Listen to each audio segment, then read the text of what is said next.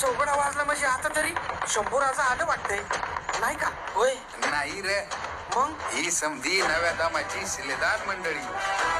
हे मानाजी मोरे आणि रूपाजी भोसले आणि ते धनाजी जाधव आणि संतजी गोरपडे. हे खंडोबाला स्वामी मिस्टर अपर बाजीप्रभू चलू यो यासाजी कंकांचा लिओ कृष्णाजी कंक